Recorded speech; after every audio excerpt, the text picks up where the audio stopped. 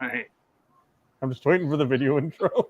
Yes. We're live, guys. Nah, this isn't like normal shows, man. We're just gonna jump right into it.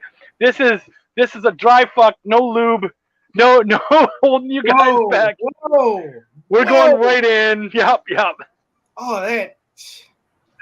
No holding back, boys. No holding back at all. We're not pulling punches or anything.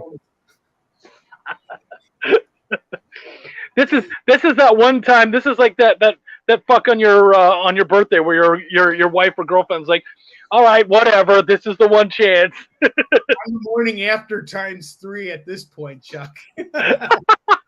This is my Kickstarter game face here. Well, and I love doing these kinds of videos late at night where we can fucking talk about whatever and just do it this way, because during a Kickstarter, you gotta, you're all business. You're trying to be like super serious, and right. Every once in a while, it's nice to just, especially like Braden, you're fucking 4 weeks in, like you're almost done. It's nice for you to be able to be like, now I can fuck around and have a little bit of fun because you're right. Funded. You're good to go.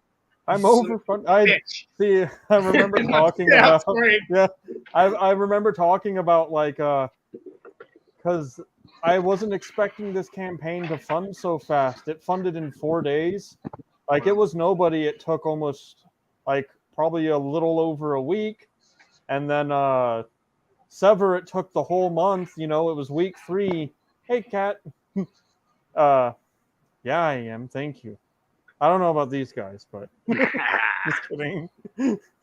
But we made it to like it was almost the full month for Sever, and then like just to come in without Wash, and then it being fully funded in 4 days was just so crazy to me because I've always struggled, getting funded beforehand, and like I remember talking to Chuck, and I was like, I haven't planned any stretch goals yet. Because I was like, I was expecting to have more time. It's hard to tell someone, assume that you're going to do well. Because, because you don't want to get their hopes up too high. What if it's a rough campaign? Like, what if you have to slog it out and then they're like, I assumed, and you're like, I'm sorry, man. Like, I feel like shit. So, before we move on and we talk about what these guys are doing, those of you out there, like I know Brett Giuliano has a campaign going. Kevin, I know you always have campaigns going. Guys, throw up your links, talk about your stuff. By all means, we're going to be talking about what these guys are doing, but certainly we can always talk about what you guys are doing too. So please do. Is it okay if I can cut out for just a second, because we got Mike and Trish here, and I got something I want to show them that I finally got today, and I was thinking I could do a live unboxing on the show if you're cool with it. Cut out, yeah, I would love that. I won't leave the room. I'll just mute myself, and I'll be back. I mean, it's funny because I've got 2 guys here that I've edited for, and now you're gonna run and grab another book I edited. So yeah, go to town. It's becoming a bad habit, Chuck. It's a terrible habit.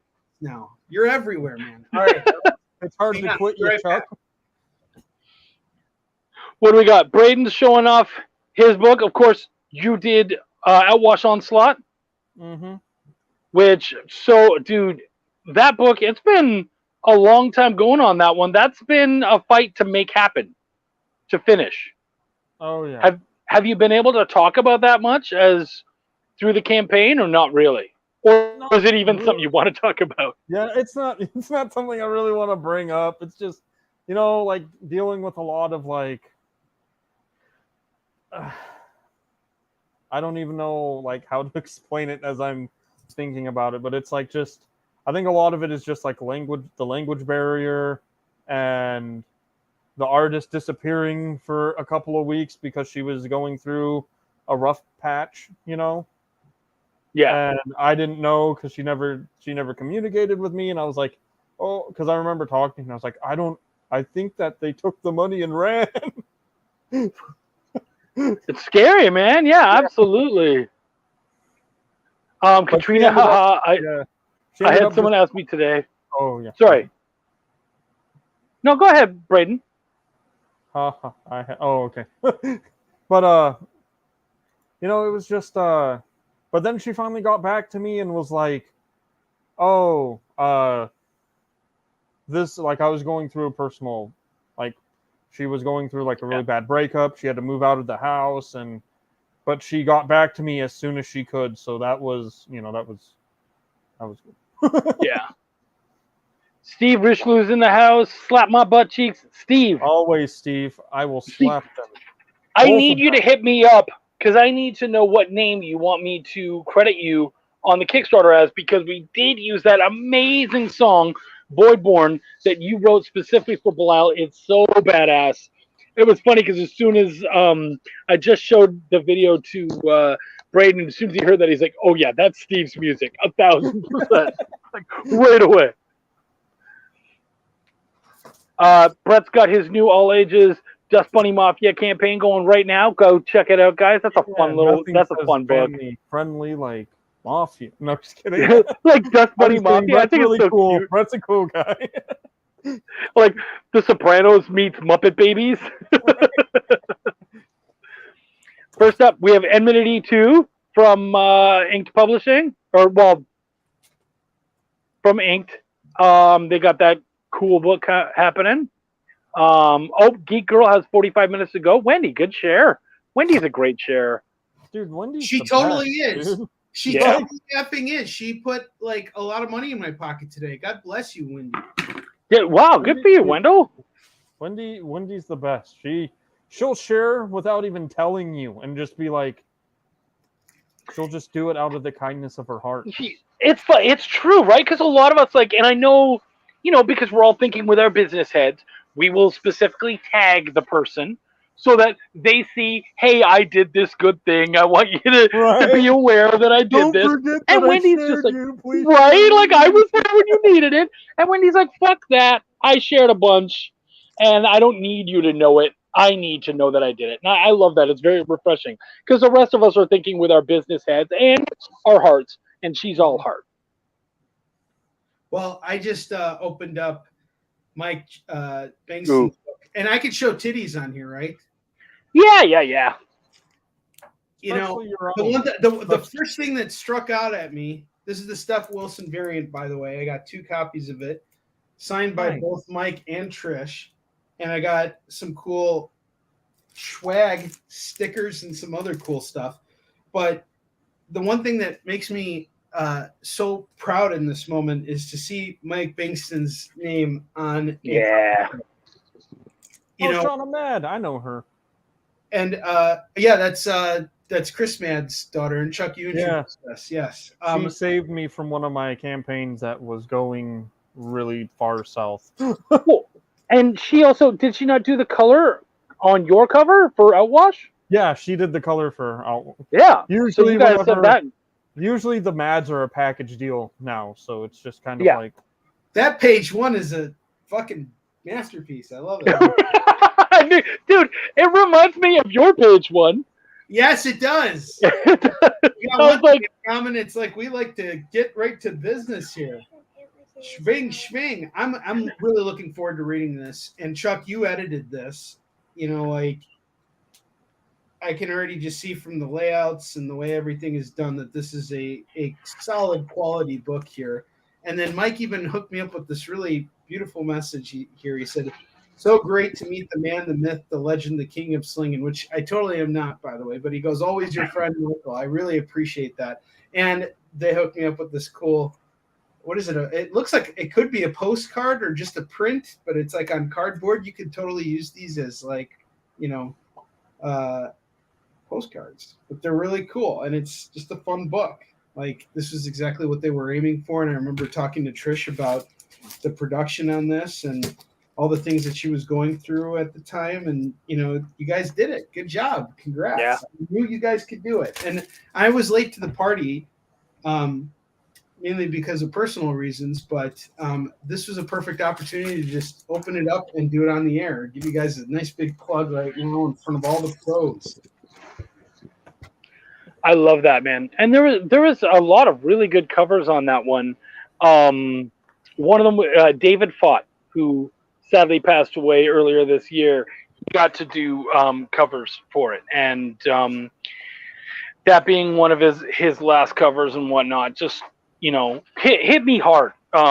His passing, that one got me.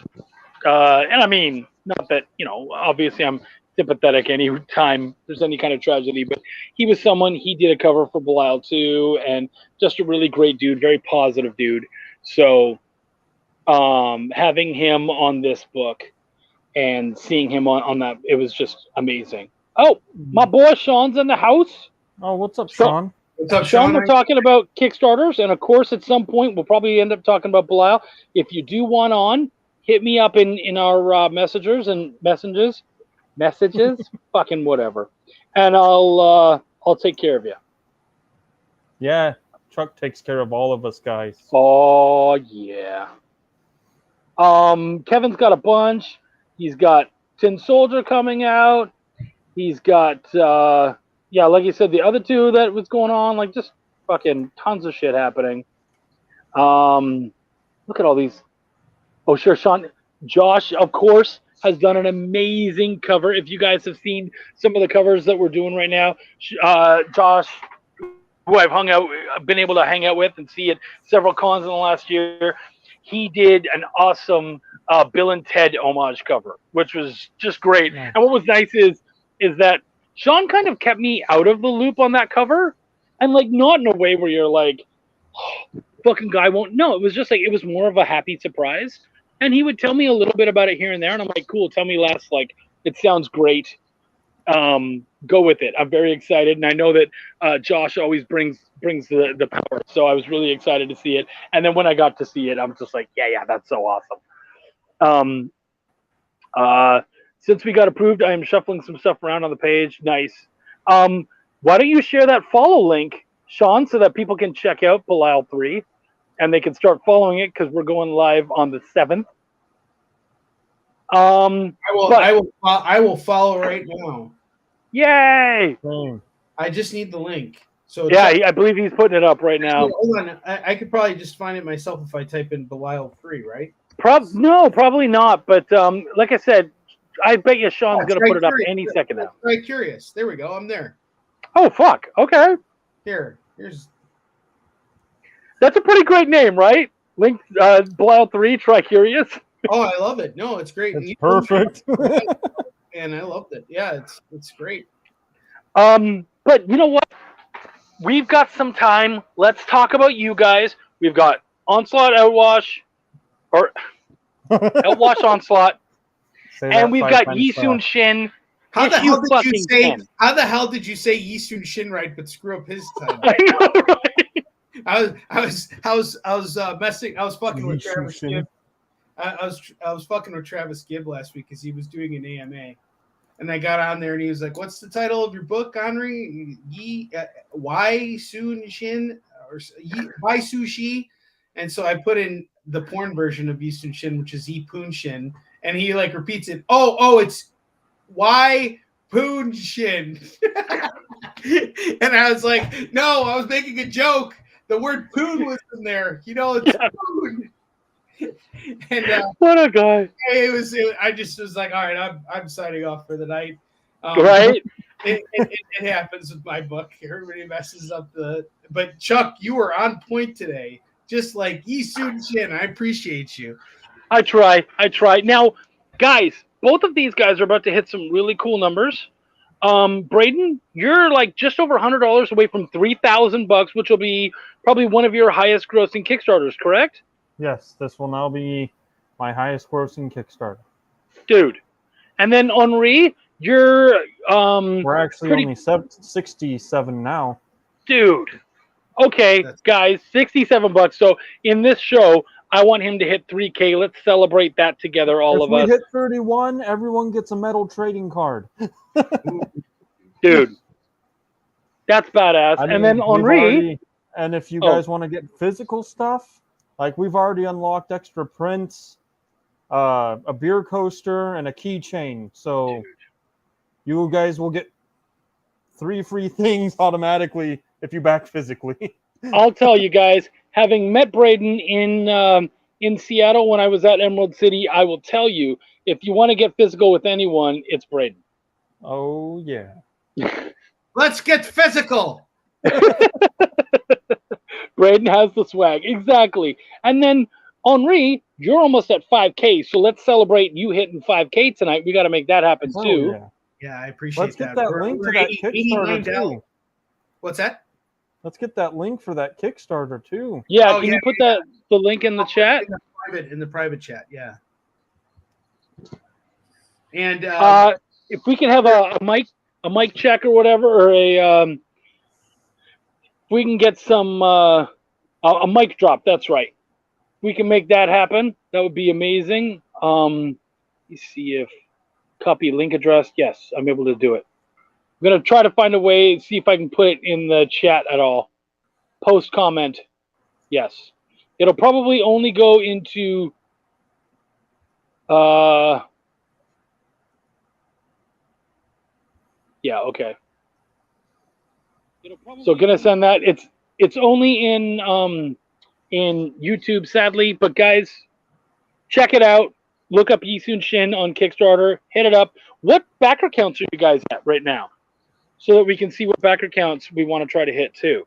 All right, so we're at 111 right now, Chuck, which I'm really happy about. You know, I would love to get to 200, 250 by the end of this campaign, and I'm really excited about it. I honestly I've been dealing with so many different things outside of comics while this campaign has been going, and so the support I've gotten from creators, from other all our fans and everything has just been extraordinary, and I'm very, very happy. And there was a documentary that was released in Korea earlier today about public diplomacy, and they have like a whole segment on the work I've been doing on Yisun Shin, and it's all in Korean and everything, which is really cool. So remember, I was interviewing, and All Yeah Comics is in there.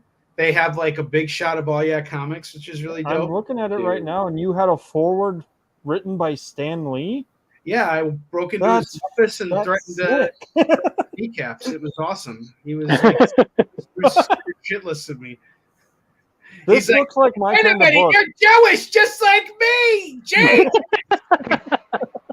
Well, so he's at 111 right now. Let's try to get him to 115 by the end of the show tonight. Braden, what are you at right now? Let me backer count. Check real quick. We are now at 157. Ooh, okay, cool. Let's try to hit 160 then.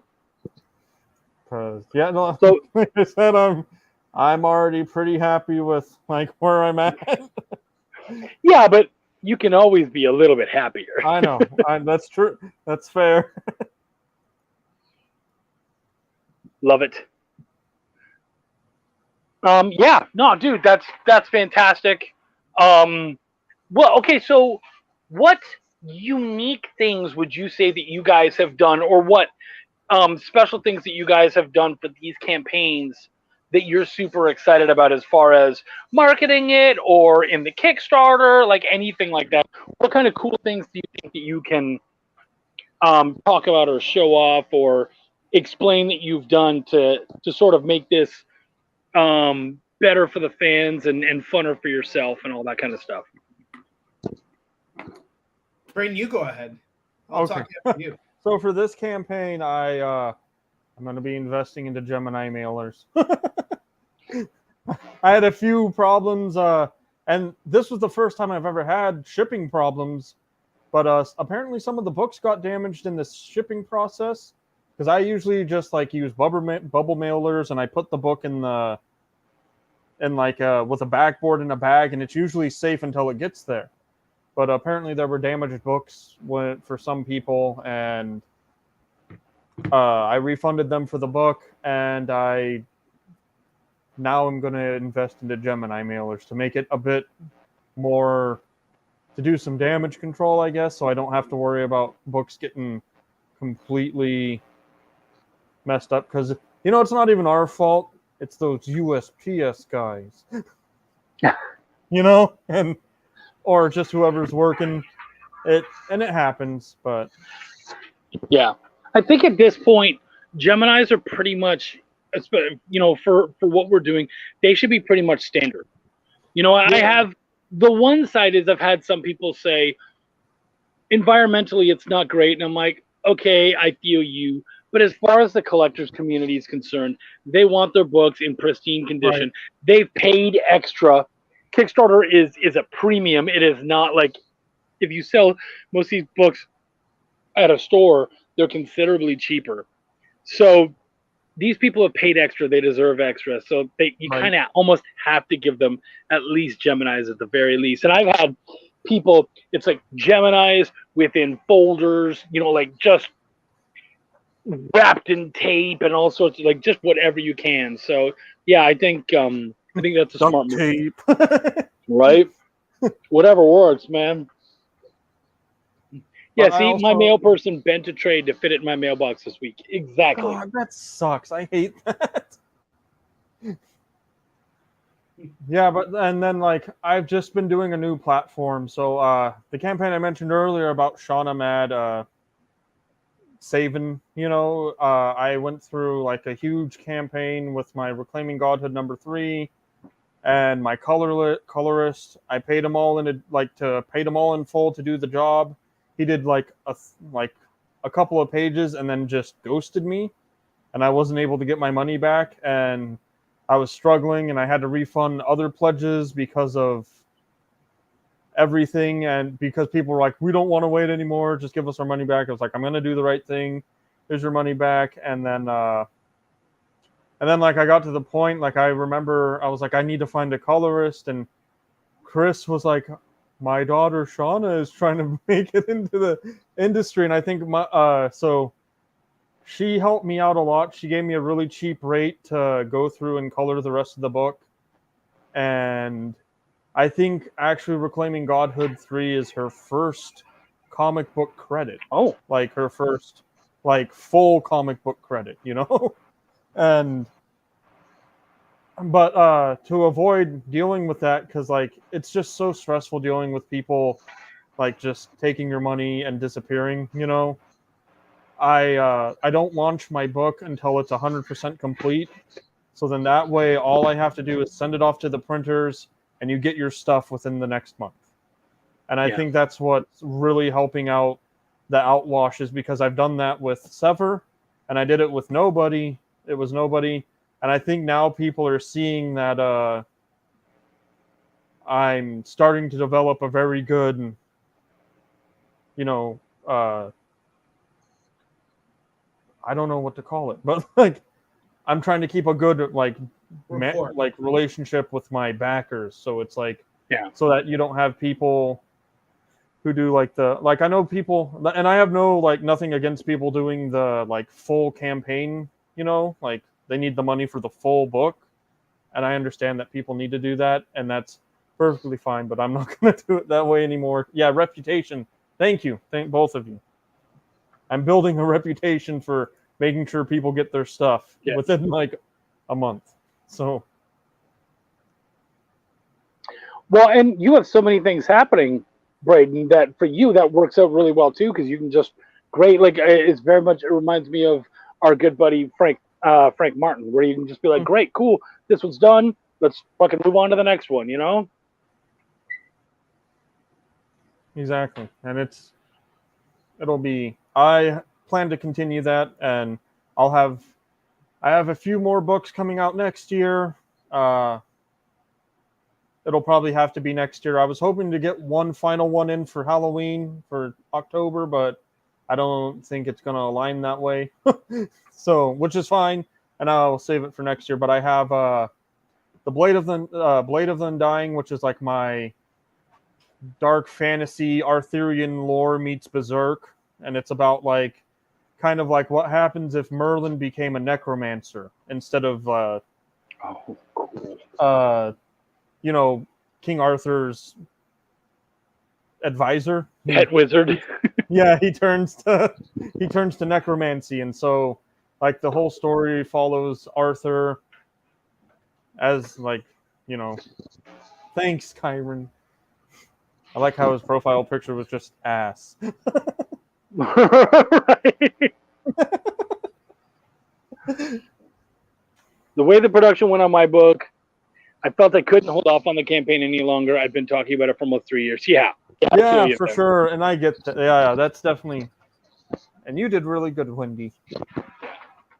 Yeah, you guys should see it coming together, man. That book is looking solid. Probably looks great. And then my next book is My Grandmother is a Demon Slayer, and it's about this girl whose family is secretly like they're demon slayers, and her mom wanted to keep them hidden from that life, so because she just wanted them to grow up normally, and that all changes on her birthday when she comes to age of being a demon slayer, when a demon breaks into her home, kills her family, and takes her right arm. So, yeah. So it's also a book like dealing with like a new disability, because like Paz, the character's name is Panzer. Like her father named her after her because he was a World War II buff, so he named her after the Panzer tank. And so she just goes by Paz. And but it's also a book about this girl trying to deal with her new disability, and like there's a scene where she just like breaks down crying because she can't even like sign her name anymore. Like one of the just simplest things. Dude, that's badass. See, my dad called me Pansy, so I'm close, but not quite. Now, so guys, if you want killer, I mean, for me, Braden is pretty much known for horror and fantasy. Those are very much your two kind of main genres. Those are my so we go zone. from exactly. So we go there. If you want that kind of stuff, if you're picking up any of that kind of stuff from his books, you're gonna like it, because that's where he is amazing and where he's terrific. So you definitely want to check that out. Please check out Outwash Onslaught. Got it right. And pick it up, and let's get him to 3,000. Let's get him to 160 backers. Mm-hmm. And then we go on to, and you've got all these fucking books that are happening. Then we've got Henri, who is kickstarting issue motherfucking 10 of his book. Hell yeah. Holy shit. You're not seeing a lot of issue 10s on Kickstarter. Especially within the indie community. Like, hats off, man. To make it to issue 10, that's like a major accomplishment in itself. Like, good fucking job. I slowly began losing my hair as every year progressed, as each issue came out, and now I just got these little patches left, and then I'll be completely bald. I saw one of your first videos of you talking about Yisu and shit, and I was like, he looks like a fucking baby, man. He's a fucking kid there. That's so cute. Like, it was hilarious. That was my pre-beard days, my pre-pubescent days. God, that was so funny. I didn't realize now how much older I felt older when I didn't have a beard. Now I grow a beard, and it's like, I have some dignity in life. So this is good. It's like now it's like having your second bar mitzvah. That's what growing a beard is.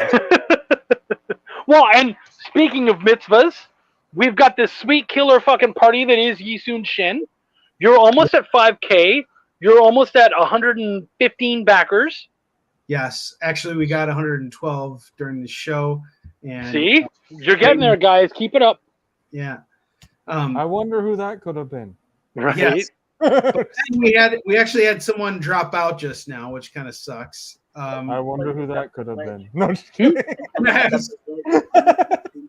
But I mean, it's what happens, and you never know. Oh yeah, for sure. Yeah, it sucks.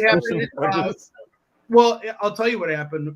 The backer who jumped on actually took down some of the items, but like again, that's okay. That happens. Mm-hmm.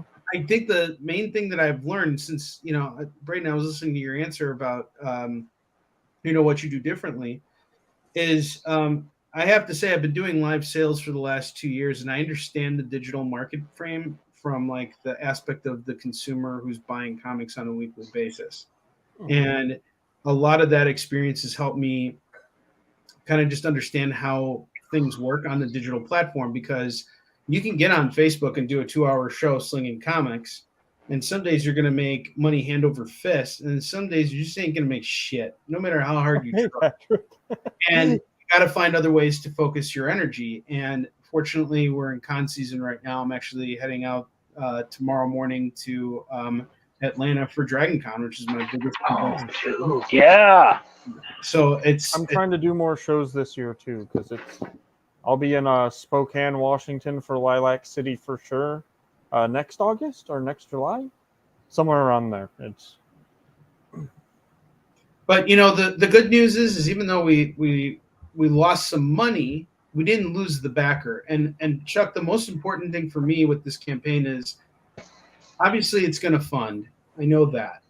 Yeah. If you get to a certain point above that, I'm happy. If I can hit like say 10K, and I got some great stretch goals in place for you guys already. I've been thinking about it. Chuck and I have been talking about it. We dropped hints on his show last week, so you guys know what it's going to be regarding. And it's once we get to that point, like that'll be great. So I know it'll get funded, but even if we don't hit my goal, I'm more interested in the backers, because what's important to me right now is that people know that I'm serious about Kickstarter. And if I have 200 backers, I'm going to fulfill 200 orders, and I'm going to do it in record time. There's not going to be a year waiting. Braden, like you, I've taken that precaution of making sure that the work is done. Like files are ready to go to the printer. As soon as this campaign funds, like they're going off. Books are getting printed up, and awesome.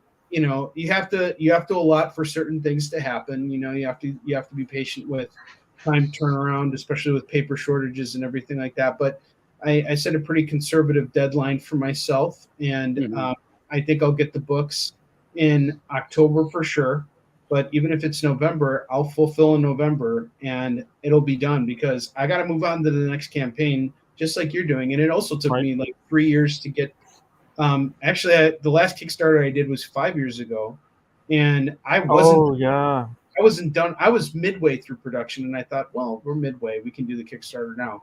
That was the biggest mistake of my life, because backers had to wait a year and a half, and it was a huge mess. And then COVID happened, so fulfillment got screwed up as a result. Oh gosh, yeah. Especially for international orders, it was a mess. It was really, really bad. But being a dealer and jumping into that business at the right time, I learned a lot of ways to take care of fulfillment rather quickly. And granted, when I sell books right now, I'm usually just throwing a bunch of comics into one big box, because I'm selling in bulk. I can essentially move anywhere from a half of a short box to a full short box in one episode. One time I actually moved a full long box, which was really cool. But then you hear about dealers who go to conventions and they bring 60 or 100 long boxes, and they sell through 60 of them. That's insane. Right? Oh. I remember Russell, he said he went to Emerald City, and he brought a bunch of books of his comics and everything, and he's like, I sold out on the first day. Now I don't know what I'm gonna do for the weekend. Oh my god. I've been there too, and it sucks. I remember Phoenix Comic Con, which is a huge popping show that year. It had 90,000 people. I brought 700 books with me and sold out by Saturday. And I was like, I didn't bring enough. It sucked, and that is the worst situation to be in. And I totally feel for Russell. It's it sucks when you sell your stuff. Mike shared Pup Van Winkle. Yes, another great book by Orange Cone Productions. Our good friends, Travis Gibb and Heather Gibb. Great mic drop, buddy. Terrific. Wendy said, I'm ready to move on to the next issue, but I need a team. Yeah, you do, baby. She was talking, because, couples argue and whatnot, and she was talking about how hard she was working on her to just dive into the room and tackle you. Right? And she's right there in front of me, so watch out. If this thing falls down, I just got hit. But she's talking about, I'm getting the next Kickstarter together, and of course, being the kind of pragmatic, practical guy I am, I'm like, babe, you don't even fucking have a team. What are you doing? What's going on here? And she was like, I need to get this done, because it really makes me, she had such a hard time making this first book, and such a tough time with getting team together and all that kind of stuff, that for her to kind of get herself re-excited about it and making it happen, she had to do something that she enjoyed. So making the second Kickstarter has really helped kind of reinstill her with the love of making comics and excited to do it. And whatever you have to do to move forward, like it's tough, guys. We all know it. And Wendy, I think out of almost anyone I know, for their first book, she probably had it tougher than a lot of people I know on their first book. And so I get it, for her to come back in and work hard and make it happen. It's tough. So, I get it now, but it was definitely something that we had to talk about because I give a shit, yeah. If you guys want more kitties, Katrina's got that coming. I followed that campaign today. So I'm this one. Yep. Yeah, I got to be honest, Katrina. We probably won't be doing a lot of crossover. I feel like Belial and your kids' book might not cross over that well, but certainly we'll talk about your book. And if you don't talk about our book to your fans, we completely understand, and you're okay. That's fine with us. And Chuck, I just want to give a shout out to Kevin Goulet. Is that did I pronounce his last name right? Gillette, but Gillette. you pronounce it right for this Frenchman. Best man can get. I've heard that before. If he hasn't, I'm sorry. I appreciate it. Thank you very much for backing the campaign. We're back up to 48.51, so we're about $150 away from $149 away from hitting 5,000. I thought we could do it tonight, but at least we have 113 backers, so we're 2 backers away from 115, and I'll take it. It's not a. Again, you just never know. Yeah. Thank you so much, Kevin, and I hope you enjoyed the single issues. You're going to have them real soon. All of them.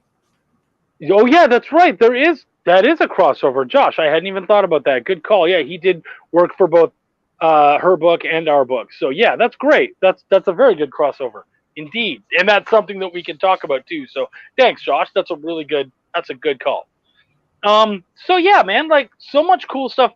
You guys were talking about the neat stuff you did.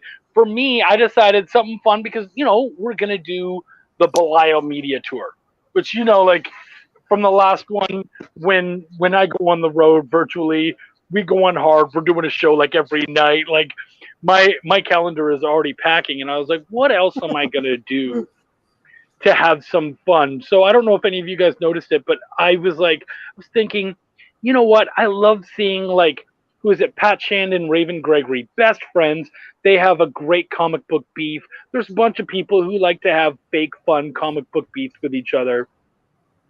And I was like, how am I going to do that? Is there anyone I want to beef with? And I was like, no, I hate feeling like maybe I went too far or anything like that. So I was like, how am I going to take advantage of this and not have my anxiety go crazy? So instead, I started a comic book beef with myself. So it's me just talking shit about myself.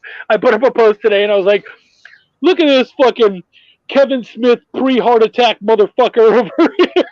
just talking complete shit about myself.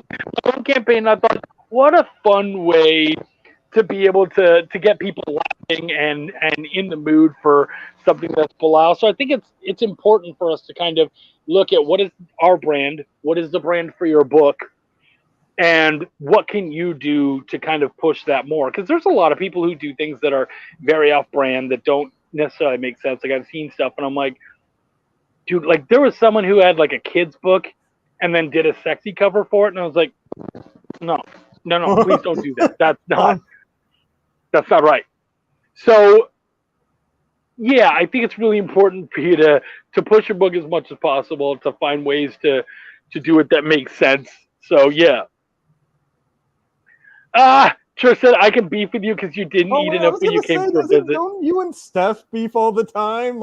All the time. Why don't you just do it with Steph? Right?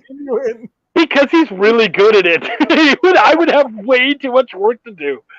And he beefs with everybody. So I was like, nobody beefs with me, so I'll just beef with myself, kind of. I love the like his little fake beefs, because they're just so funny. So yeah, she's like, and she's right. I got to her house at like fucking 8 in the morning. Fuck. We went to the all-you-can-eat buffet and we pigged out. You couldn't just eat more of this nice lady's food. Dude, we left Chicago at like 9 at night. It was suddenly like 8 in the morning in Arkansas. We're fucking exhausted. Oh no. And she's like, I've got all this food. And I'm like, oh, like, I don't know if I can eat. I'm just tired. I just want to be home. I'm in Arkansas, of all places. No offense to Arkansas, but it's Arkansas. But she did. She made amazing biscuits and gravy. I told her I love them. I ate one, and then I was just like, I'm not hungry. But it was good. If there was some bacon with it, you would eat. Oh, yeah. If she had bacon. No, I prefer sausage, believe it or not. And that's not something a dude wants to say out loud. I actually am more of a sausage guy myself. Right? I'm no good at beefs. I feel bad about doing that. LOL. Kyron asked people to curse at him, and I immediately needed to apologize. Also, Kyron, I'm glad you enjoyed It Was Nobody. I did see your comment. I just forgot. Oh, yeah. And I think I showed it up, but yeah, that was really sweet. Mm-hmm. Kevin's sharing some of his links. Guys, keep sharing your links. Keep showing up your stuff. Yeah, and of course, keep doing it. Yeah, and of course, these two gentlemen, we want to get them up to 115 and 160. So let's keep, even if you just back for $1 or you share their campaigns or whatever, it's all a big help.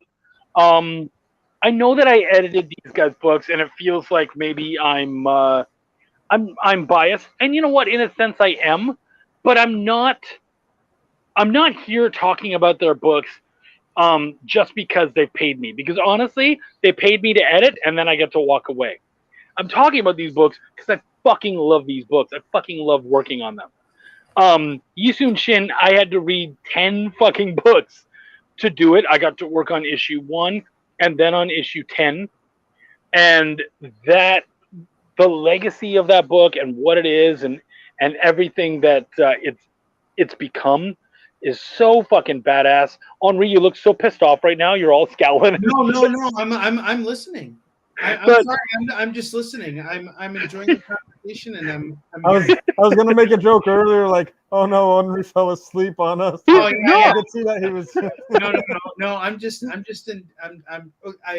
I'm also kind of just. I'm taking everything in right now. I'm listening to what you guys are saying. And he's got an amazing book happening. You were pumping me up just now, and I am, dude. Yeah, no, dude. It's an absolutely amazing series, and of course, I'm not going to interrupt someone who's giving me props. I appreciate it. That's fair. Keep scowling. That's fair. Right? He's so mad that you read all of his books. Yeah, right. Because you're the one who did it. It did well, and it was amazing. Like, I fucking loved it, and of course, I didn't work on most of the books. By the end of it, I hopefully will be able to say that I did. But at this point, I worked on 1 and I worked on 10, and you're about to have issues 2 and 3. So those are going to the press. So I'm super excited about those. They're going to be, dude. I mean, like I said, I've read them all. They're awesome. And what I love is you're going back and you're going, because I remember you had said, you obviously, like, the books are great, but you're able to now look back at 10 issues and how many years are you? Like 6 to 8 years of working on this series? 12 years. 12. Oh, fuck. Okay. So 12 years working on this series. 12 years, 10 issues. Right?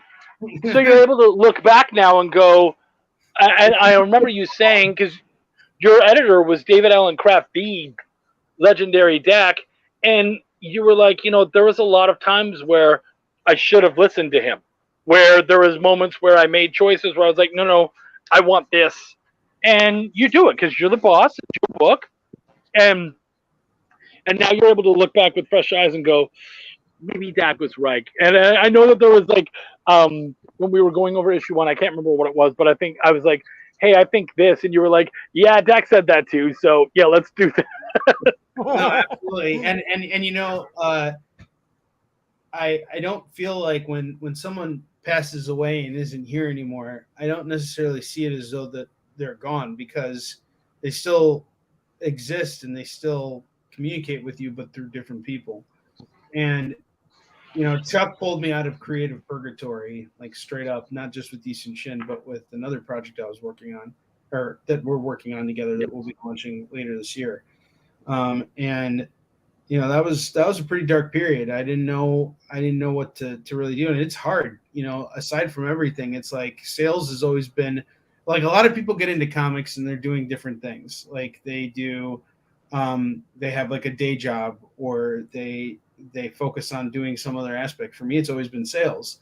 So where does most of my time go? It goes into sales and preparing to sell and acquisitions and doing all those kinds of things. So writing, that's the hobby. That's the thing I get to do when the moon is aligned with the stars, full in the sky, and yeah. And I can have some red wine, and I feel good about myself. Like, that's the kind of writer I am, and not Tom King. Like, I can't do what Tom King does, but because I write when I'm in a position that I'm really excited about what I'm writing, it allows me to write better stuff, so that then Chuck can look at my scripts and be like, what the hell is this? This needs to be which has never happened, though. I mean, Chuck, you've been really good about kind of keeping things moving, and if anybody makes changes, it's always me, because I allow time to process, and when I see that I can do something a little bit better and execute it better, I'll make the change. And I'll usually talk with Chuck first, before making it, or I'll make it based on his suggestions. And so far, I have to say, like, Warline has just been moving at such an incredible pace. Like, we finished issue 1. We're already like almost done with the first 12 pages of issue 2. Mm-hmm. And that's insane. Like, the way production time has increased since I brought Chuck on board is really incredible. I just got to get my act together and start writing more Easton Shin. But this next issue of Easton Shin, like, we're down to the last 2 issues of the series, so there's only 12 books. So we really got to stick the landing with this is the end of the trilogy. Like, 2 more issues and freaking done. There will not be a Easton Shin 13. So that's a question, though, because you've got, for you, Easton Shin 11 is the penultimate issue. Like, that's a big deal. And for me, Belial 3 is that same thing, because we're ending on issue 4. So I felt a fair amount of pressure to do it right. And I would say Sean and I both felt a fair amount of pressure to do it right, do really good by it, bring in the story, make it funny, funnier, story better, funnier, really set up that ending really well. Did you feel the same? Are you feeling that same way looking at 11 going, 12, 11 and 12? Like, I've done such a good job, and the team has done such a good job that you really kind of feel that weight on your shoulders of, I got to make this happen. Well, that's one reason why I'm really glad with the artist that we're bringing on to finish the series. Is the same artist who's working on Warline.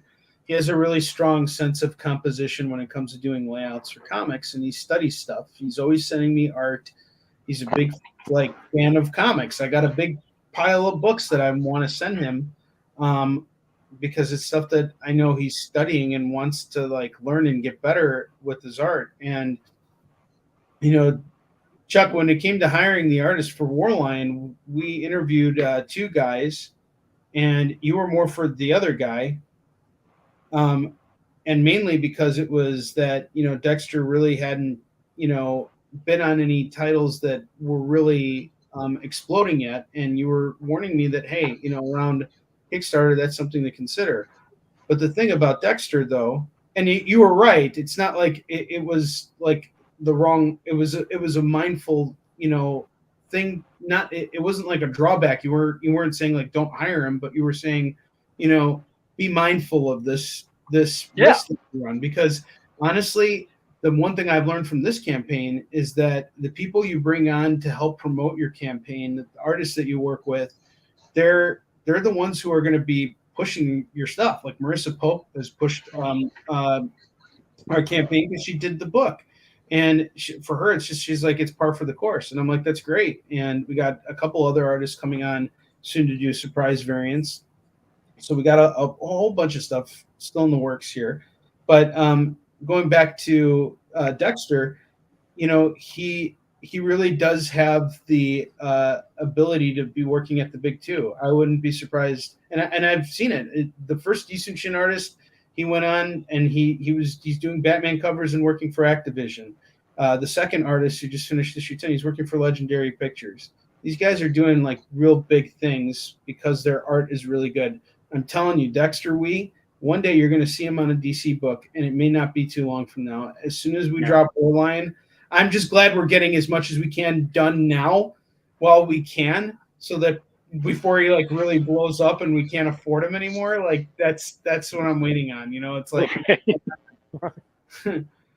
I like this. Chuck said to Henri, be mindful of the living force. Totally, 100%. Yeah. I always that's so cool, because like all these artists you've worked with are now moving on to bigger things because of your it's because of them. Book. Yeah. It's them. It's the work that they put into the book, but it's also them putting themselves out there. I think it's just happenstance that they work on Yi Sun-shin. So I'm not taking credit for their work. All I can say is that when I see talent, I know, I think all of us know what talent is, so that's not to say that I've got some uncanny sense that other people don't, because let's look at Steph Wilson, who's an incredible artist. He's worked on so many freaking covers, and he just draws circles. Like, who would hire that guy for anything? Like, Jesus, Steph Wilson. Yes, exactly. Shooting yourself. There's a Steph Wilson cover. And if I look through, those are nipples. You've now got a great Steph Wilson cover right there. Dennis, and if you put it upside down, those are legs. That's a butt. You know why he has such a hard time drawing? Because he has Dennis the Menace coming up to him and being like, "Oh, Mr. Wilson!" Right. Look at this. LOL. Talent is the thing Chuck lacks. Ouch! I know, right? That took a turn. Yeah, right? You just really got. If I'm going to depend Steph Wilson on the air, I'm going to depend Steph Wilson on the air. Yeah, go big or go home. Go big. Henri will be known as the springboard to bigger things. Oh yeah, So Wendy said, "I want Dexter's Yi Sun-shin cover as a poster," and she actually—I don't know if you noticed today, Henri, but I actually had to up my pledge by $5 because she said to me, "I want that," and I was like, "Oh, do you want that cover?" She's like, "Yeah." I was like, "Okay, I'll get because I just got the regular cover." So I was like, "All right, I'll get the variant instead." I don't want to talk myself out of like losing money on my campaign, but dude, you're the editor of the book. Like, you get comps, dude. But that's why I'm buying this. I want one for me. When I get my comps, I want to sell those motherfuckers. Oh, okay. I said the same thing to him last time. He said something to me too. Yeah, and I was like, no. I want to be able to sell books, so that's why I buy a couple. Because I buy the ones that I want to keep and put in my collection, put up on my wall, and when people come over and say, "What have you worked on?" I worked on these cool fucking things. But I also want to feel like I can sell books, and so, that's why I'll buy the variants that I'm really excited about for me, and then the rest they'll all get sold, and you'll make people happy. He just asked me recently. He's like, "Hey, can I take advantage of the retailer's perk?" He's like, "So I can have books for shows," and I was like, "Yeah, of course, man. Like, if you want to buy a retailer's perk, I'm excited. Yeah, and I was like, "But I'll also send you comps because you did the cover." But so I'm also gonna send him an extra $5 just comp wise. Yeah. Well, and your book, so Sever. The funny thing about Sever was we met at Emerald City. You showed up like Saturday afternoon, and he's like, "Hey, I know we're gonna go to dinner soon, but here's a bunch of books. Go ahead, sell them, blah blah blah." And I was like, "Oh, thanks, homie. I appreciate that." Yeah, because he went through and he proofed Sever at the very end for free, and I was like, "How much do I owe you?" He's like, "Oh, don't worry about it." And I was like, what do you mean, don't worry about it? And he was like, no, dude, it's cool. I was like, well, then I'm going to give you a bunch of comps. And he's like, well, I'm going to UCC. And I was like, I will meet you there. I will give you a bunch of comps. To be fair, because I know there's going to be people out there who go, you did free work? Okay, I've done free work before, but Braden and I play all the time together on Fortnite. We're really tight. And he has done really cool things, like randomly, he'll buy me a skin. And he bought me like one of the Walking Dead skins, which was so cool. And he bought me a fucking awesome, to be fair. He bought me like a cool, we had wizard skins that we all used one game and stuff like he's done fun shit like that. And I was like, man, you take care of me. I'm going to take care of you. I got this. So I went through, I gave it a quick proofing and stuff. And then, yeah, you brought me those books. And what was cool was I put them on and immediately I had a really good pitch for Sever. My pitch for that book is it's an LGBTQ horror romance about a high school rock band whose drummer comes back from the dead. Bam. Like, I love that fucking pitch. I'm so happy with that pitch. And Hold on, let me get a pen. Right? Oh, dude, I almost sold out of the books, and I actually sold all of the regular covers that you gave me because people were just like, oh, I love that. Yeah, okay. And boom, boom, boom, like they sold, no problem. So, yeah, man, he's got a great book, and I love selling it, and it was fun. And now we get to do the same thing with Onslaught, and, of course, Ye. And then after that, you guys both have more things that we're doing. We're going to work on Sever 2. We're of course making War Lion happen. So I mean, and eventually maybe we'll get beeping hackers. Fucking hackers. We have a book that we're working on together called Fucking Hackers. Dude, I'm literally opening up my schedule as much as possible to make that happen because I am really excited about that book. We have a book that we're working on called Fucking Hackers, which I would say it's like Free Guy. Like, you know. Free Guy is good. I would say it's Hackers meets what the hell was that other one? Tron. Hackers meets Fanboys. Oh, okay. And just a fun fucking book. So I'm really excited about that. Look at that. That's awesome. So guys, keep going. Like I said, let's get to 115. Let's get to 160. Let's see what those are like. What was this? Michael Williams, I just gave up video games. Chuck, you talking Fortnite is contributing to my withdrawal symptoms. I miss my Ghost Rider skin. I mean, come play with us, dude. Yeah, dude, come play. You know Chuck what? and I always want a game with creators. Yeah. Like, and we got Eric Cockrell on there too. Like, dude, come out and play like once a week. You should be able to come out and have some fun now and then. So, yeah, just, don't go too crazy with it like some of us. I believe he is working on both Sever 2 and 3 at the same time. Yep. Ooh. Okay. Full trade. Because I'm moving now from, like, I love floppies, but I want to write just, like, single one-shot full books. Like, I'm planning all my next books are going to be bigger than, I think. So My Grandmother's a Demon Slayer is 40 pages. Blade of the Undying is 50. And then Sever, I'm shooting for about, I'm hoping at least like 80, maybe 90, somewhere around there. So I kind of just want to do like trades and have like the nice square bound books. And they sell really good.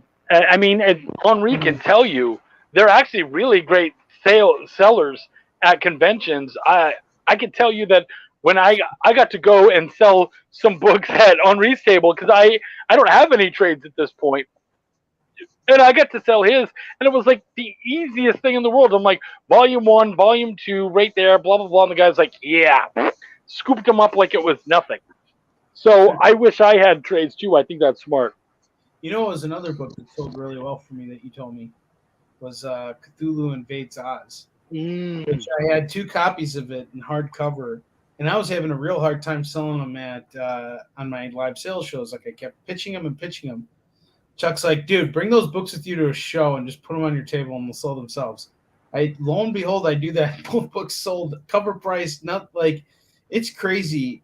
And the thing is that the digital marketplace offers a sense of comfort because there's no true urgency. Like, aside from like your early bird rewards, you're not like really like there's no pressure to like back a campaign right away. Sometimes wait until like the middle, maybe even towards the end, just because like, you got time. You don't have to like jump on board and get something unless it's like really super limited or whatever. And I think when you get to a level of like Brian Pulido, where it's like each cover, there's only 100 of them, it's like you want to jump on that. Yeah. Because there's only going to be 100 of them. And we didn't do that with our variants. I didn't put a limit on the variants because if I get 200 backers, then regardless, there's only going to be 200 copies of every single variant or whatever, or 100 copies of every single variant, whatever the case is. So it's more kind of like a test run for me to see, what's this actually going to look like when I put the variant out there, and like, how's it, really going to kind of measure up. But I also think that there's a lot to be said about those hardcovers. And the thing is that they're getting harder and harder to produce now. Like, I had mine produced, my first volume was produced in China, but the second volume was actually produced in South Korea by a company that no longer exists. And 4-color printing. And I don't think that there are a lot of other printers who do hardcover bound books in the US. I think you have to outsource that to like Canada. I don't know how Travis did it, but I'm probably going to. Those hardcovers are so nice though that he. Oh, yeah. they're so. Because I think I bought one the last campaign, and like I got my book and I was like, what? Yeah, well, another person who does hardcovers really great is Russell Nolte. Oh yeah, Russell's great, dude. Russell's good at making sure his books are quality. Like he does pretty books. Yeah, he makes very good books. Like I remember for the Monsters and Other Scary Shit, he hit a stretch goal and he's like, I'm gonna make all these monsters' eyes glow in the dark on the hardcover. And I was like, how are you gonna do that? And he did it, and I was like, that is the coolest thing. Yeah. And I'm also liking who was he was on the show. I was on Travis's show last week. I forgot his name, but he did they're part of the Wailing Blade guys. Do you mean like Comics Tribe? Like Tyler? Yeah, Comics Tribe. Yeah. The guy on Comics Tribe was there, and he was talking about his books. And what they did is they made die-cut soft covers, and so like when you have the book image, and like it's cut out, and there's like an image behind it, so you open it and you see the image behind it, and it's just really cool. And it's like Tyler Vogel. Yeah, he also has a cool campaign going on, guys. If you a fistful of pain. Yeah. That kind of reminds me of Warline a little bit. Right, it looks great. I haven't looked at it too much, so that's cool. It looks really cool, and he had the die cut cover for this is gonna the main cover is this dragon head, and it's gonna be the eyes, so you can like put your eyes through the the eyeballs of the dragon head, and it looks really cool. So we got some people chatting here. First, Josh says, "What is fun?" That's fair.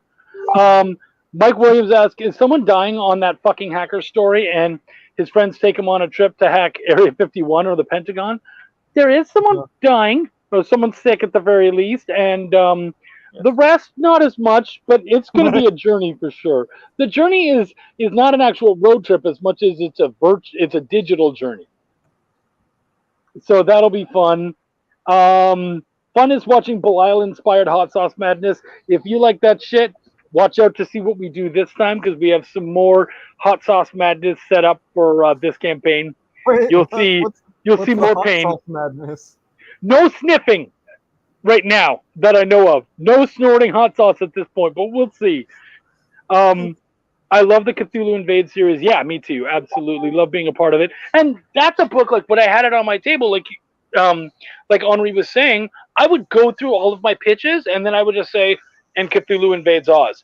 That's all I had to say, and people will be like, "Oh shit, let's check that out." Like, if you like either of those things, you're gonna pick it up, and so that's why I told him, just put it on your table, man. It sells itself, and I'm glad I was right. I'm glad that worked out for you.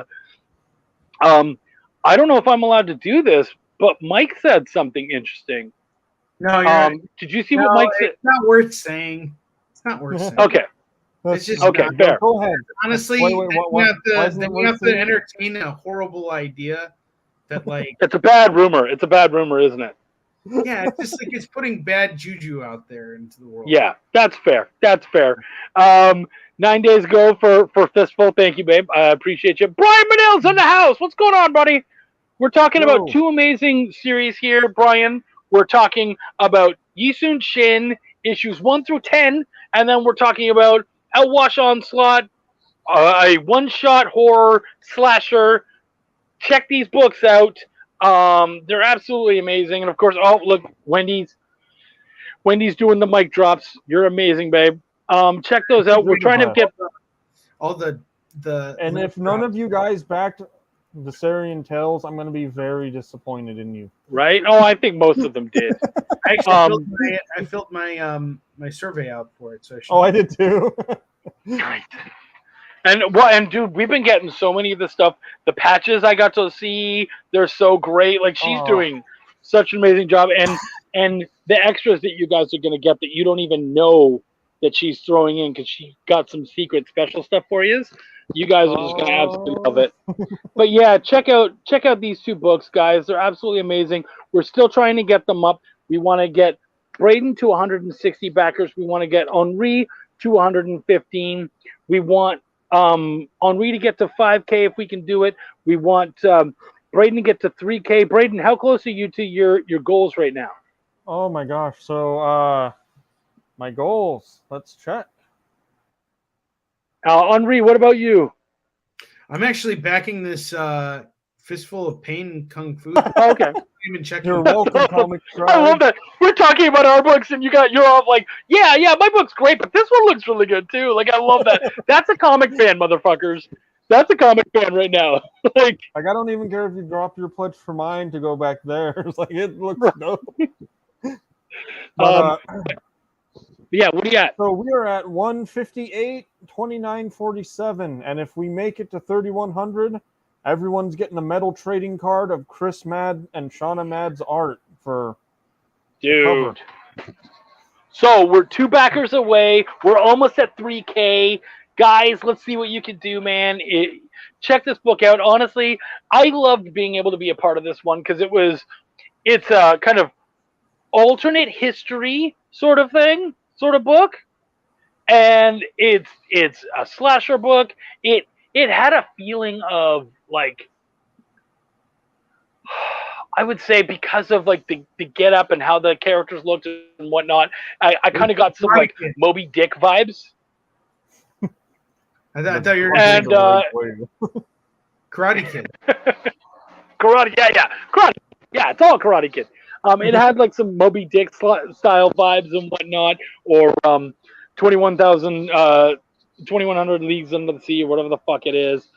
So yeah, man. I mean, if you really guys cool. back physically, you're already getting 3 free things.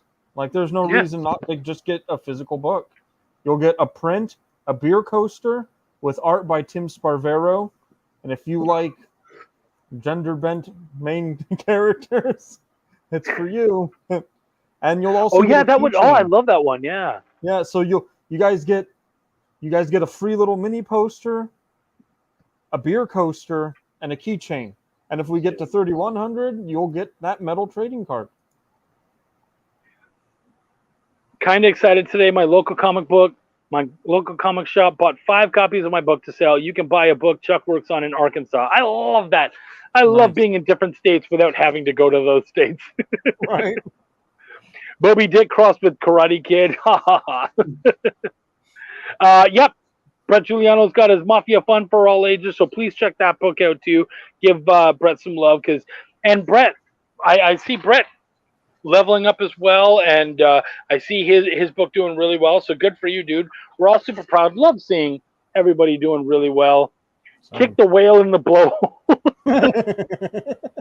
I don't think there's any whales in there, but there's a fucked up soul eel in there, which is really cool. Kick him in the blowhole. It doesn't matter. Right? Kick that And then, dude of course, in the blowhole. yeah. And of course, Yi-Sun Shin, I have to say, working on issue 10, I had read all of the issues up to 9, and then I got 10 and I got to work on that one. And that one, that issue 10 hit hard. Like, there was a lot of big shit that happens in that. You, like, really, you had been leading up to so much crazy stuff. And issue 10 is just, it's a mouthful. Yeah, go ahead, bud. It was a mouthful. Like, it was a lot to handle. And I was really happy with that issue. So, what are we cutting?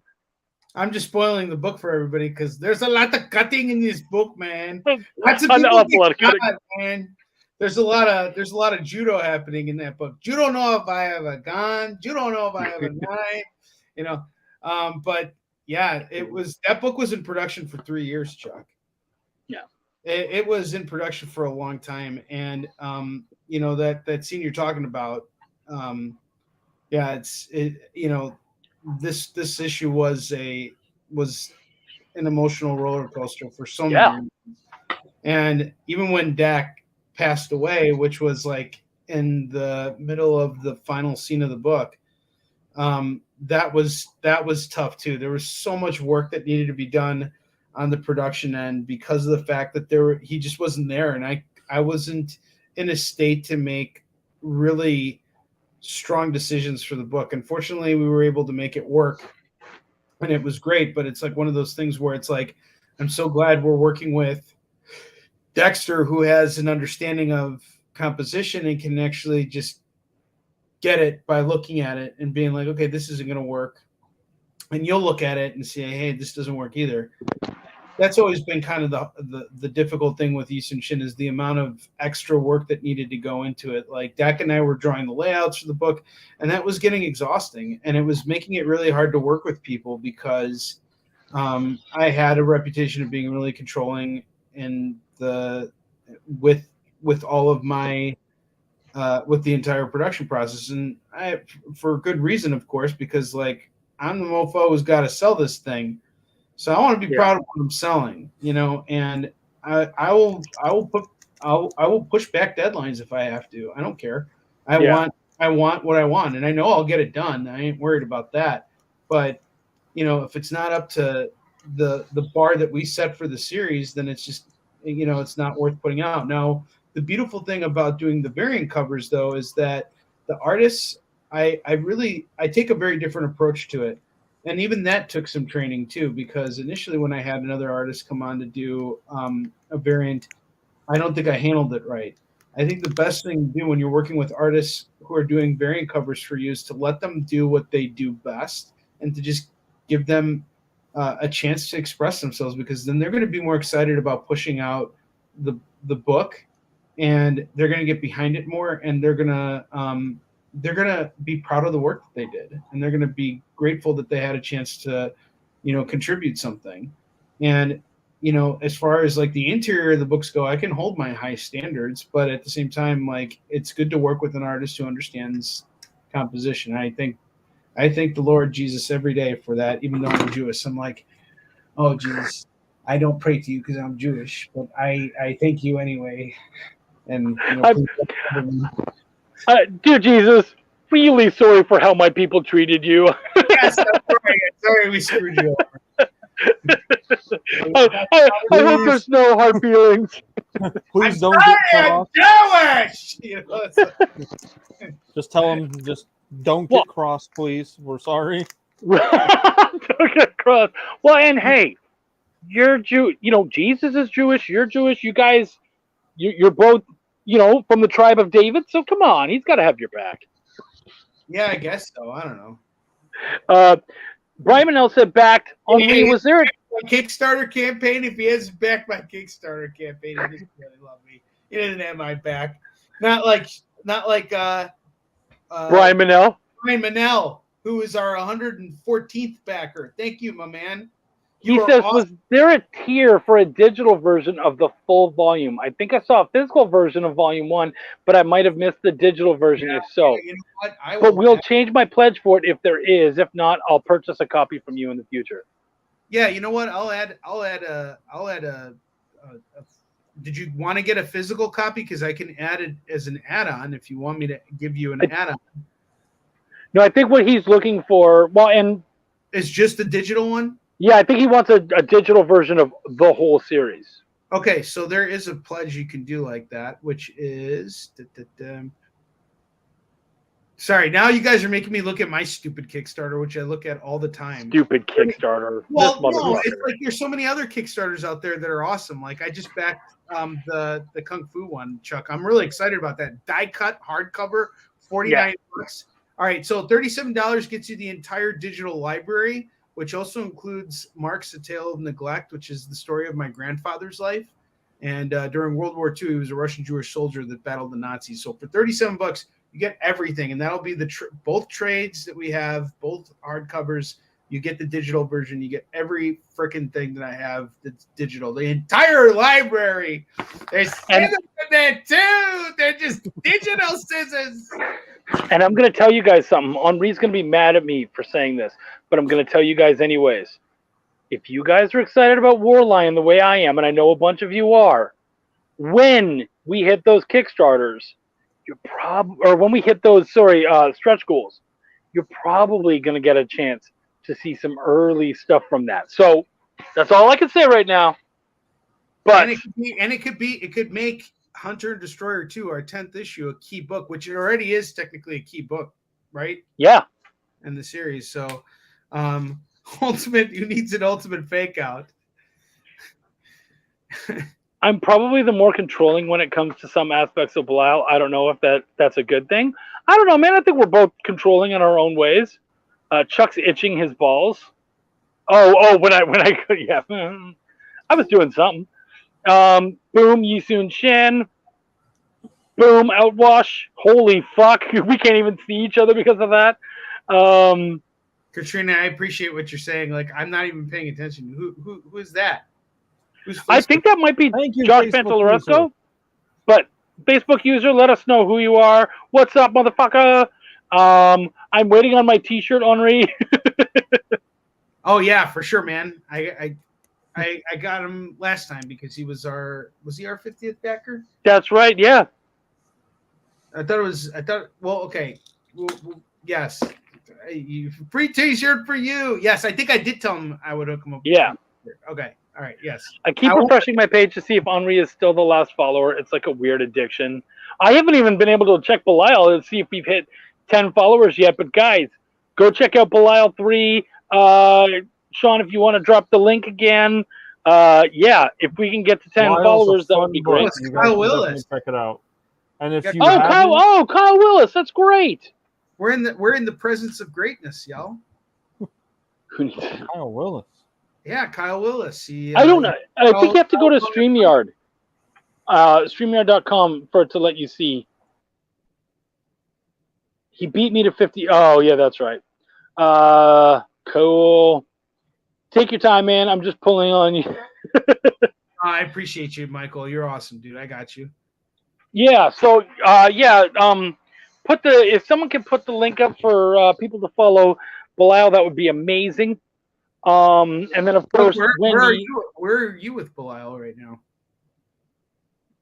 I don't know how many followers we're at right now, but you can't see it until you hit at least 10 followers.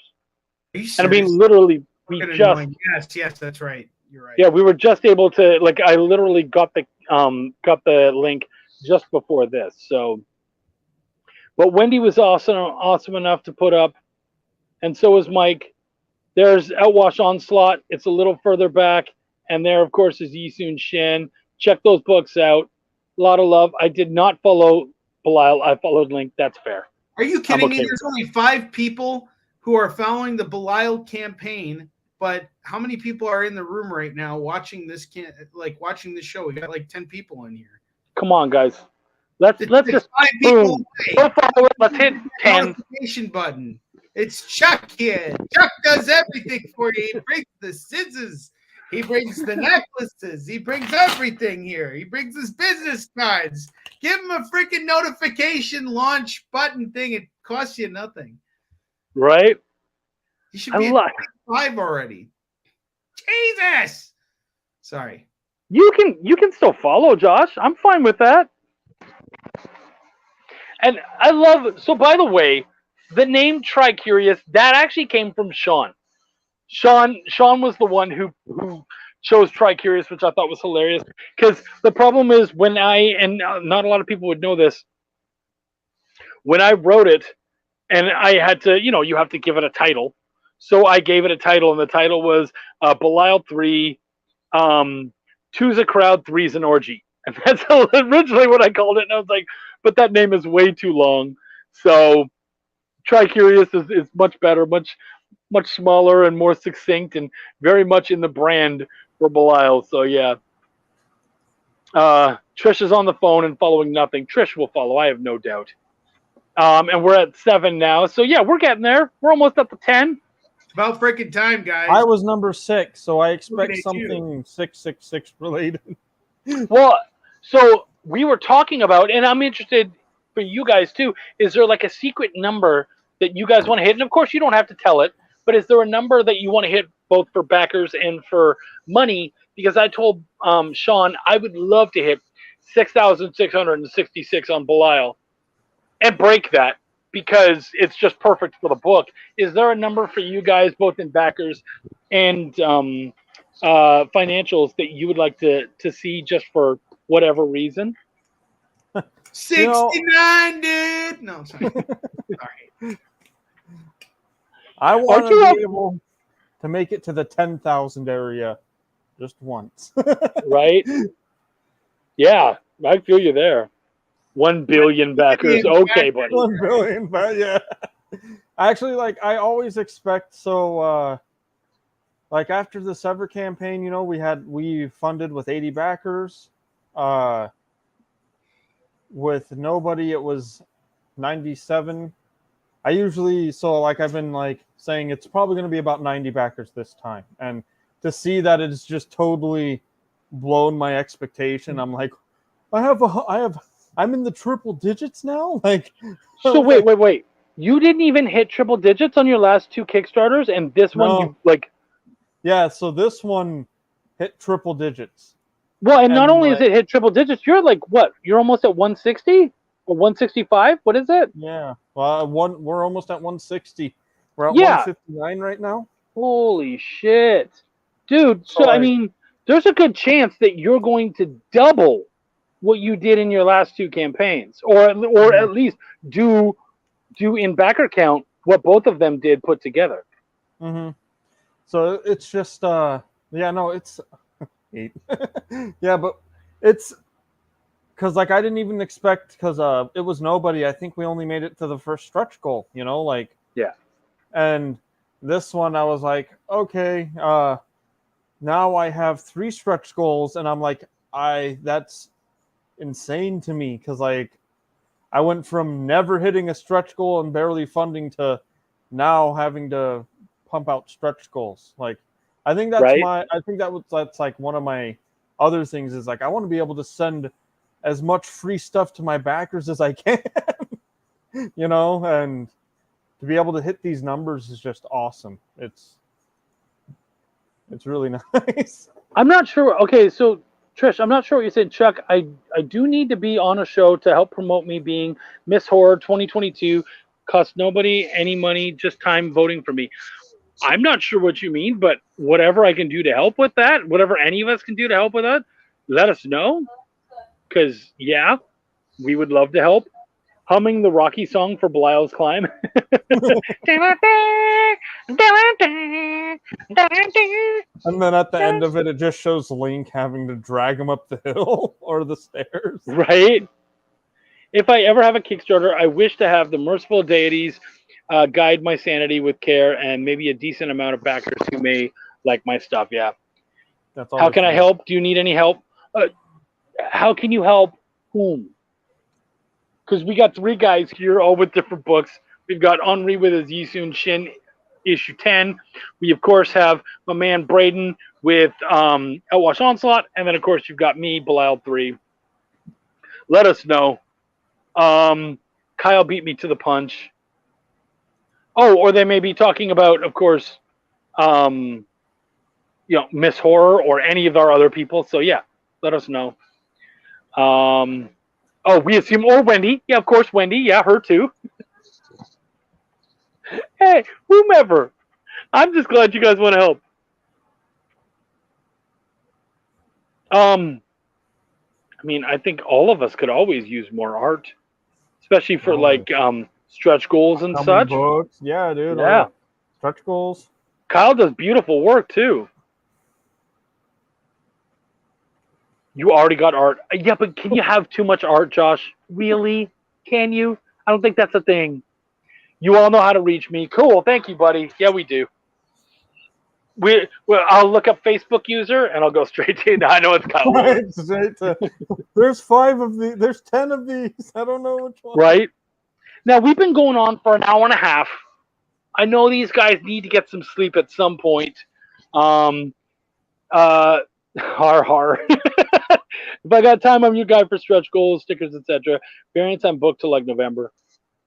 That makes sense, dude. You're always doing great variants. You did some cool stuff for a bunch of different people. I saw you do a bunch of stuff for Source Point and all sorts of stuff. Josh's cover is pretty epic, though. Talk about Easter eggs. I know, right? Sleep is for the weak. Indeed, my dear, indeed. But yeah, we did have 2 things we want to do.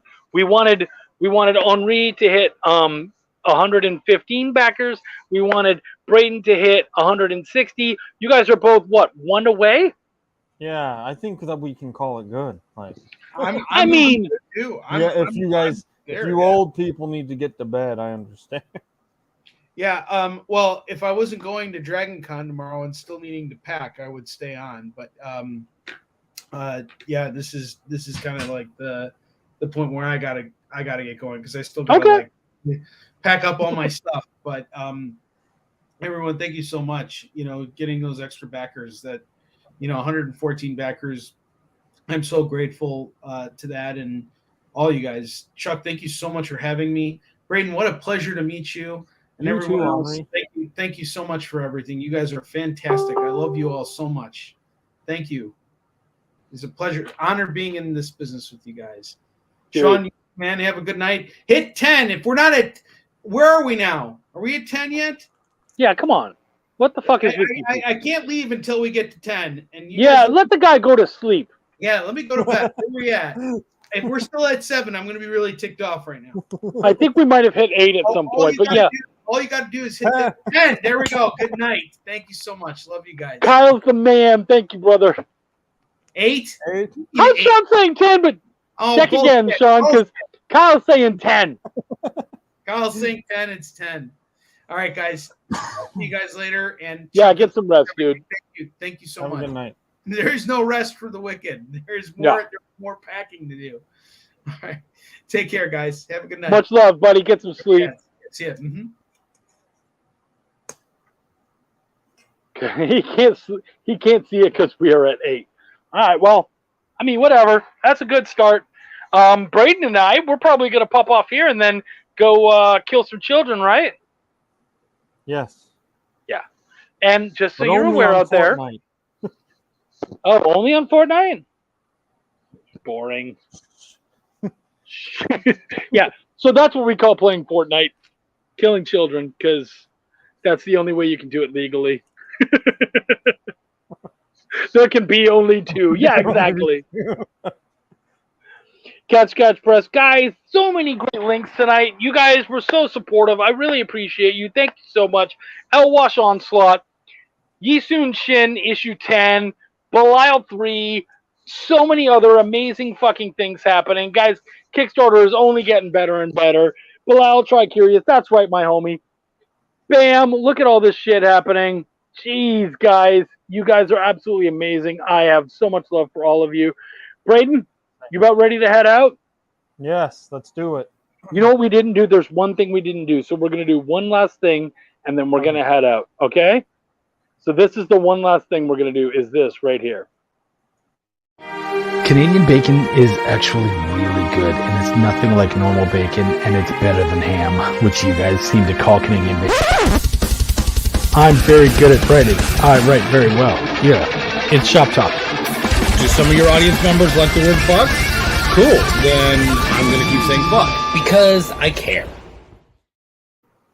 Bam. Thank you guys so much. Braden, thank you for hanging out with me. I Always. love buddy, much love to you. Guys, check out Outwash Onslaught. Absolutely amazing book. Fortnite to play with us. Right, or hit us It's up on free. Fortnite. Who would have thought you'd get Canadian Bacon Facts on a comic stream? I know, right? Guys, thank you so much. I appreciate all of you. You're absolutely amazing. You're going to be seeing an awful lot of me, so take some time off. I'll see you next week when I have Just Rogie on the show, and then the very next day, Belial 3 is going to be hitting, and you guys will see way more than you want to of both myself and Sean. Much love to all of you guys. You are my motherfuckers. F-bombs away, indeed, absolutely. My name is Chuck, and boy, do I give a fuck. Take care, everybody.